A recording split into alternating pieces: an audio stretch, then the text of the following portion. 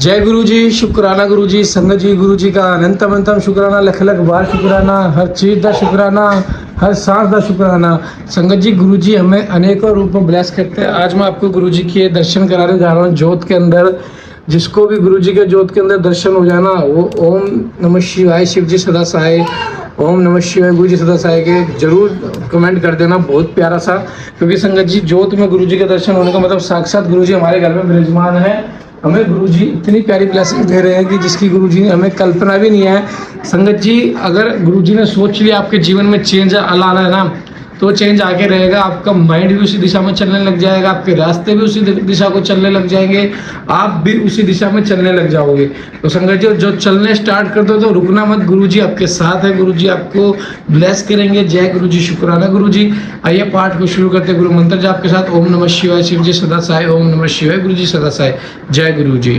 जय गुरु जी। दक्ष के द्वारा मान यज्ञ का आयोजन, उसमें ब्रह्मा विष्णु देवताओं और ऋषियों का आगमन, दक्ष द्वारा सबका सत्कार, यज्ञ का आरंभ, दधीचि द्वारा भगवान शिव को बुलाने का अनुरोध और दक्ष के विरोध करने पर शिव भक्तों का वहां से निकल जाना। ब्रह्मा जी कहते हैं कि नारद, एक समय दक्ष ने बहुत बड़े यज्ञ का आरंभ किया। उस यज्ञ की दीक्षा लेकर उन्होंने उस समय समस्त देव ऋषियों, महर्षियों तथा देवताओं को बुलाया। वे सभी उस यज्ञ में पधारे। अगस्त्य, कश्यप, अत्रि, वामदेव, भृगु, दधीचि, भगवान व्यास, भारद्वाज, गौतम, पैल, पराशर, गर्ग, भार्गव, कुकुशिस, सित, सुमंतु, त्रिक, कंक, वैशंपायन, ये तथा दूसरे बहुसंख्यक मुनि अपने स्त्री पुरुषों को साथ ले मेरे पुत्र दक्ष के यज्ञ में हर्षपूर्वक सम्मिलित हुए थे। इनके सिवा समस्त देवगण, महान अभ्युदयशाली लोकपालगण और सभी उपदेवता अपनी उपकारक सैन्य शक्ति के साथ वहां पधारे थे। दक्ष ने प्रार्थना करके सदल बल मुझ विश्व श्रेष्ठा ब्रह्मा जी को भी सत्यलोक से बुलाया था। इसी तरह भांति भांति से सादर प्रार्थना करके वैकुंठ लोक से भगवान विष्णु भी उस यज्ञ में बुलाए गए थे। शिव द्रोही दुरात्मा दक्ष ने उन सब का बड़ा सत्कार किया। विश्वकर्मा ने अत्यंत दीप्तिमान, विशाल और बहुमूल्य दिव्य भवन बनाए थे। दक्ष ने वे ही भवन समागत अतिथियों को ठहरने के लिए दिए। सभी लोग सम्मानित हो उन संपूर्ण भवनों में यथा योग स्थान पाकर ठहरे हुए थे। दक्ष का वह महायज्ञ उस समय कनखल नामक तीर्थ में हो रहा था। उसमें दक्ष ने भृगु आदि तपोधनों को ऋत्विज बनाया। संपूर्ण मृदगुणों के साथ स्वयं भगवान विष्णु उसके अधिष्ठाता थे। मैं वेदत्रयी की विधि को दिखाने या बताने वाला ब्रह्मा बना था। इसी तरह संपूर्ण दिक्पाल अपने आयुधों और परिवारों के साथ द्वारपाल एवं रक्षक बने थे और सदा कौतूहल पैदा करते थे। स्वयं यज्ञ सुंदर रूप धारण करके दक्ष के उस यज्ञ मंडल में उपस्थित था। महामुनियों में श्रेष्ठ सभी महर्षि स्वयं वेदों के धारण करने वाले हुए थे। अग्नि ने भी उस यज्ञ महोत्सव में शीघ्र ही भविष्य ग्रहण करने के लिए अपने सहस्रों रूप प्रकट किए थे। वहीं 88,000 ऋत्विज एक साथ हवन करते थे। 64,000 देव ऋषि उद्गाता थे। अर्धवयु एवं होता भी उतने ही थे। नाद आदि देव ऋषि और सप्तऋषि पृथक पृथक गाथा गान कर रहे थे। दक्ष ने अपने उस महायुग में गंधर्वों, विद्याधरों, सिद्धों, 12 आदित्यों, उनके गणों, यज्ञों तथा नागलोक में विचरने वाले समस्त नागों का बहुत बड़ी संख्या में वर्ण किया था। ब्रह्म ऋषि, राज ऋषि और देव ऋषियों के समुदाय तथा बहुसंख्यक नरेश भी उसमें आमंत्रित थे, जो अपने मित्रों, मंत्रियों तथा सेनाओं के साथ आए थे। यजमान दक्ष ने उस यज्ञ में वसु आदि समस्त गण देवताओं का भी वर्णन किया था। कौतुक और मंगलाचार करके जब दक्ष ने यज्ञ की दीक्षा ली जब उनके लिए बारंबार स्वस्ति वाचन किया जाने लगा, तब वे अपनी पत्नी के साथ बड़ी शोभा पाने लगे। इतना सब करने पर भी दुरात्मा दक्ष ने उस यज्ञ में भगवान शंभु को नहीं आमंत्रित किया। उनकी दृष्टि में कपालधारी होने के कारण वे निश्चय ही यज्ञ में भाग पाने योग्य नहीं थे। सती प्रजापति दक्ष की प्रिय पुत्री थी, तो भी कपाली की पत्नी होने के कारण दोषदर्शी दक्ष ने उन्हें अपने यज्ञ में नहीं बुलाया। इस प्रकार जब दक्ष का यज्ञ महोत्सव आरंभ हुआ और यज्ञ मंडप में आए हुए उन सब ऋत्विज अपने अपने कार्य में संलग्न हो गए। उस समय वहां भगवान शंकर को उपस्थित न देख शिव भक्त दधीचि का चित्त अत्यंत उद्विग्न हो उठा। वे यो बोले। दधीचि ने कहा कि मुख्य मुख्य देवताओं तथा महर्षियों, आप सब लोग प्रशंसा पूर्वक मेरी बात सुने। इस यज्ञ महोत्सव में भगवान शंकर नहीं आए हैं, इसका क्या कारण है? यद्यपि यह देवेश्वर, बड़े बड़े मुनि और लोकपाल यहाँ पधारे हैं, तथापि उन महात्मा पिनाक पानी शंकर के बिना यह यज्ञ अधिक शोभा नहीं पा रहा है। बड़े बड़े विद्वान कहते हैं कि मंगलमय भगवान शिव की कृपा दृष्टि से ही समस्त मंगल कार्य संपन्न होते हैं। जिनका ऐसा प्रभाव है वे पुराण पुरुष वृषभध्वज परमेश्वर श्री नीलकंठ यहाँ क्यों नहीं दिखाई दे रहे हैं। दक्ष जिनके संपर्क में आने पर अथवा जिनके स्वीकार कर लेने पर अमंगल भी मंगल हो जाते हैं तथा जिनके 15 नेत्रों से देखे जाने पर बड़े बड़े नगर तत्काल मंगलमय हो जाते हैं, उनका इस यज्ञ में पदार्पण होना अत्यंत आवश्यक है। इसलिए तुम्हें स्वयं ही परमेश्वर शिव को यहाँ शीघ्र बुलाना चाहिए अथवा ब्रह्मा प्रभावशाली भगवान विष्णु देवराज इंद्र लोकपाल गणों ब्राह्मणों और सिद्धों की सहायता से सर्वथा प्रयत्न करके इस समय यज्ञ की पूर्ति के तुम्हें भगवान शंकर को यहाँ ले आना चाहिए। आप सब लोग उस स्थान पर जाएं जहां महेश्वर देव विराजमान है। वहां से दक्ष नंदिनी सती के साथ भगवान शंभु को यहाँ तुरंत ले आइए। देवेश्वर जगदम्बा सहित वे परमात्मा शिव यदि यहाँ आ गए तो उनसे सब कुछ पवित्र हो जाएगा। उनके स्मरण से उनके नाम से लेने से सारा कार्य पुण्यमय बन जाता है। अतः पूर्ण प्रयत्न करके भगवान वृषभध्वज को यहाँ ले आना चाहिए। भगवान शंकर के यहाँ पदार्पण करते ही यज्ञ पवित्र हो जाएगा, अन्यथा यह पूरा नहीं हो सकेगा। यह मैं सत्य कहता हूँ। दधीचि का यह वचन सुनकर दुष्ट बुद्धि वाले मूढ़ दक्ष ने हंसते हुए रोष पूर्वक कहा, भगवान विष्णु संपूर्ण देवताओं के मूल है जिसमें सनातन धर्म प्रतिष्ठित है। इन सबको मैंने सादर बुला लिया है, तब इस यज्ञ कर्म में क्या कमी हो सकती है। इनमें वेद यज्ञ और नाना प्रकार के समस्त कर्म प्रतिष्ठित हैं। वे भगवान विष्णु तो यहाँ आए गए हैं, इनके सिवा सत्यलोक में लोक पितामह ब्रह्मा वेदों उपनिषदों और विविध आगमों के साथ यहाँ पधारे हैं। देवगणों के साथ स्वयं देवराज इंद्र का भी सुभागमन हुआ है तथा आप जैसे निष्पाप महर्षि भी यहाँ आ गए हैं। जो महर्षि यज्ञ में सम्मिलित होने के लिए के योग्य शांत और सुपात्र हैं, वेद और वेदार्थ के तत्वों को जानने वाले हैं और दृढ़तापूर्वक व्रत का पालन करते हैं, वे सब और स्वयं आप भी जब यहाँ पदार्पण कर चुके हैं तब हमें यहाँ रुद्र से क्या प्रयोजन है। विप्र, मैंने ब्रह्मा जी के कहने से ही अपनी कन्या रुद्र को ब्याह दी थी।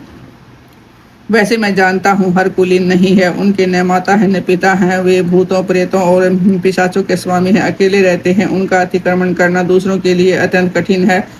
वे आत्म प्रशंसक मूढ़ जड़ मौनी और ईर्ष्यालु हैं। इस यज्ञ कर्म में बुलाए जाने योग्य नहीं है, इसलिए मैंने उनको यहाँ नहीं बुलाया है। अतः दधीचि, आपको फिर कभी ऐसी बात नहीं कहनी चाहिए। मेरी प्रार्थना है कि आप सब लोग मिलकर मेरे इस महान यज्ञ को सफल बनावे। दक्ष की यह बात सुनकर दधीचि ने समस्त देवताओं और मुनियों के साथ सुनते हुए यह सारगर्भित बात कही। दधीचि बोले, दक्ष, उन भगवान शिव के बिना यह मान यज्ञ अयज्ञ हो गया। अब यह यज्ञ कहलाने योग्य ही नहीं रह गया। विशेषतः इस यज्ञ में तुम्हारा विनाश हो जाएगा। ऐसा कहकर दधीचि दक्ष की यज्ञशाला से अकेले ही निकल पड़े। वो तुरंत अपने आश्रम को चल दिया। तदंतर जो मुख्य शिव भक्त तथा शिव के मत का अनुसरण करने वाले थे, वे भी दक्ष को वैसा ही शाप देकर तुरंत वहां से निकले और अपने आश्रमों को चले गए। मुनि दधीचि तथा दूसरे ऋषियों के उस यज्ञ मंडप से निकल जाने पर दुष्ट बुद्धि शिव द्रोही दक्ष ने उन मुनियों का उपहास करते हुए कहा। दक्ष बोले, जिन्हें शिव ही प्रिय हैं वे नाम मात्र के ब्राह्मण दधीचि चले गए। उन्हीं के समान जो दूसरे थे वे भी मेरी यज्ञशाला से निकल गए। यह बड़ी शुभ बात हुई है। मुझे सदा यही अभिष्ट है। देवेश देवताओं और मुनियों, मैं सत्य कहता हूँ, जिनके चित्त की विचार शक्ति नष्ट हो गई है, जो मंद बुद्धि और मिथ्यावाद में लगे हुए हैं, ऐसे वेद बहिष्कृत दुराचारी लोगों को यज्ञ कर्म में त्याग ही देना चाहिए। विष्णु आदि अब आप सब देवता और ब्राह्मण वेदवादी हैं, अतः मेरे इस यज्ञ को शीघ्र ही सफल बनाइए। ब्रह्मा जी कहते हैं। दक्ष की यह बात सुनकर शिव की माया से मोहित हुए समस्त देव ऋषि इस यज्ञ में देवताओं का पूजन और हवन करने लगे। मुनीश्वर नारद इस प्रकार उस यज्ञ को जो साप मिला उसका वर्णन किया गया। अब यज्ञ के विध्वंस की घटना को बताया जाता है। आदर पूर्वक सुनो।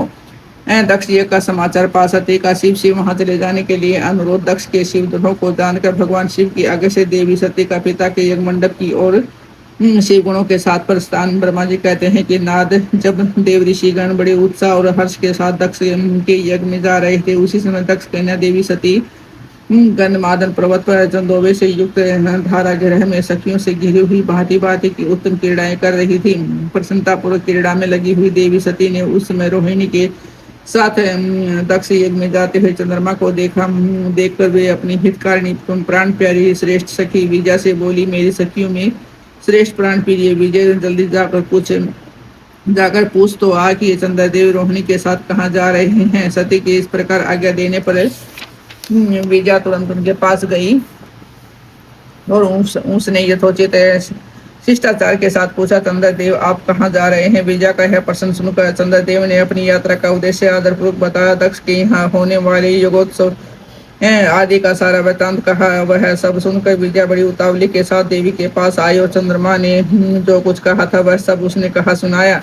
उसे सुनकर कालिका सती देवी को बड़ा विस्मय हुआ। उसने यहाँ सूचना ने मिलने का क्या कारण है, यह बहुत सोचने विचारने पर भी उनकी समझ में नहीं आया।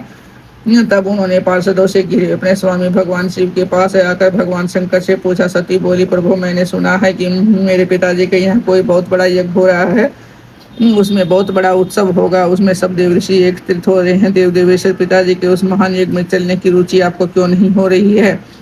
इस विषय में जो बात हो वह सब बताइए। महादेव सुहृदों का यह धर्म है कि वे सुहृदों के साथ मिले जुले, यह मिलन उनके महान प्रेम को बढ़ाने वाला होता है। अतः प्रभु मेरे स्वामी आप मेरी प्रार्थना मानकर सर्वथा प्रयत्न करके मेरे साथ पिताजी की यज्ञशाला में आज ही चलिए। सती की यह बात सुनकर भगवान महेश्वर देव, जिनका हाथ दक्ष के वागवाणों से घायल हो चुका था, मधुर वाणी में बोले, देवी तुम्हारा पिता दक्ष मेरे विशेष द्रोही हो गए हैं। जो प्रमुख देवता और ऋषि अभिमानी मूड और ज्ञान सुने हैं वे सब तुम्हारे पिता के यज्ञ में गए हैं। जो लोग बिना बुलाए दूसरे के घर जाते हैं वे वहां अनादर पाते हैं, जो मृत्यु से भी बढ़कर कष्टदायक है। अतः प्रिय तुमको और मुझको तो विशेष रूप से दक्ष के यज्ञ में नहीं जाना चाहिए, क्योंकि हम वहां हमें बुलाया नहीं गया है। यही मैंने सच्ची बात कही है। महात्मा महेश्वर के ऐसा कहने पर सती रोषपूर्वक बोली, शंभो आप सबके ईश्वर हैं, जिनके जाने से यज्ञ सफल होता है, उन्हीं आपको मेरे दुष्ट पिता ने इस समस्त आमंत्रित नहीं किया है। प्रभु उस दुरात्मा का अभिप्राय क्या है यह सब मैं जानना चाहती हूँ। साथ ही वहां आए हुए संपूर्ण दुरात्मा देव ऋषियों के मनोभाव का भी मैं पता लगाना चाहती हूँ। अतः प्रभु मैं आज ही पिता के यज्ञ में जाती हूँ। नाथ महेश्वर आप मुझे वहां जाने की आज्ञा दे दे। देवी सती के ऐसा करने पर सर्वदृष्टा सृष्टिकर्ता एवं कल्याण स्वरूप साक्षात भगवान रुद्र उनसे इस प्रकार बोले। शिव ने कहा कि उत्तम व्रत का पालन करने वाली देवी, यदि इस प्रकार तुम्हारी रुचि वहां अवश्य जाने की हो गई है तो मेरी आज्ञा से तुम शीघ्र अपने पिता के यज्ञ में जाओ। यह नंदी वृषभ सुशोभित है।